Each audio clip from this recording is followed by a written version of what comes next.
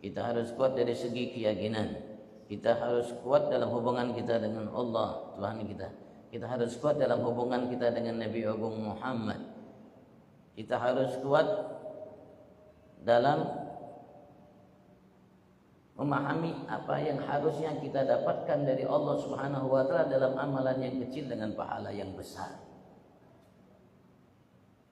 Jangan sampai kita kuat hanya urusan dunia aja. Kalau urusan dunia kuat,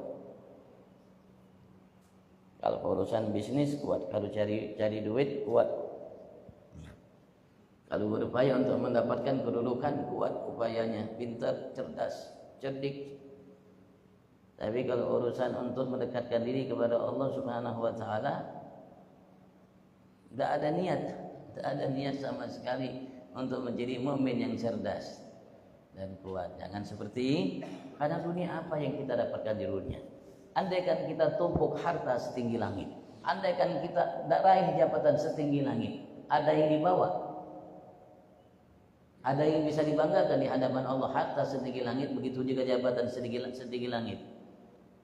Yang bisa kita banggakan harta yang kita infakkan ke jalan Allah dengan ikhlas. Itu mungkin bisa kita banggakan yang diterima oleh Allah dari harta kita.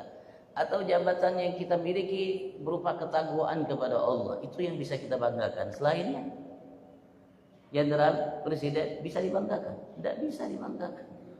Kecuali ketika ia menjabat menjadi seorang jenderal presiden, ia mampu mengajak namanya masyarakatnya untuk menjadi hamba Allah yang baik. Dan tidak ada yang dizalimi sedikit pun. Itu bisa mungkin dibanggakan. Tapi kalau seandainya dia tidak melakukan hal seperti itu, ada manusia yang merasa dizalimi, tidak diperlakukan adil, itu akan menghambat dirinya masuk ke dalam surga Allah. Sebelum manusia rakyat satu itu yang hidup di pojok itu memaafkan kesalahan seorang presiden itu, walaupun dia tidak tahu, tidak akan pernah presiden itu masuk ke dalam surga Allah Subhanahu wa taala sebelum dimaafkan oleh rakyat yang satu itu. Bagaimana kalau banyak rakyat yang merasa dizalimi, diperlakukan tidak adil? Apa yang bisa dibanggakan? Tidak, kecuali ketakwaan kepada Allah Subhanahu wa taala. Allah mengatakan, "Inna akramakum ja'alnakum syu'uban wa qabaila lita'arufu. Inna akramakum indallahi atqakum." Walaupun tidak ada titel status sosial apapun, tapi kalau ia menjadi seorang hamba yang paling bertakwa, ialah yang paling mulia di sisi Allah. Walaupun tidak punya murid, walaupun bukan ustaz, walaupun bukan kiai, walaupun bukan orang yang setiap tahunnya haji atau umroh, walaupun tidak bersedekah karena memang tidak punya apa-apa, tapi kalau ia menjadi hamba yang paling bertakwa kepada Allah, lebih mulia dari semua itu.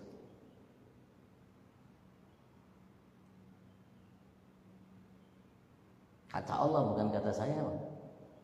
Kalimatnya, ayatnya jelas. Inna akramakum indallahi atqakum innama yataqabbalullahu minal muttaqin. Sesungguhnya hanyalah yang akan diterima oleh Allah dari amalan hamba-hambanya, hanya yang bagi yang bertakwa, hanya bagi mereka yang bertakwa kepadaku, kata Allah Subhanahu wa taala, aku terima amal ibadatnya.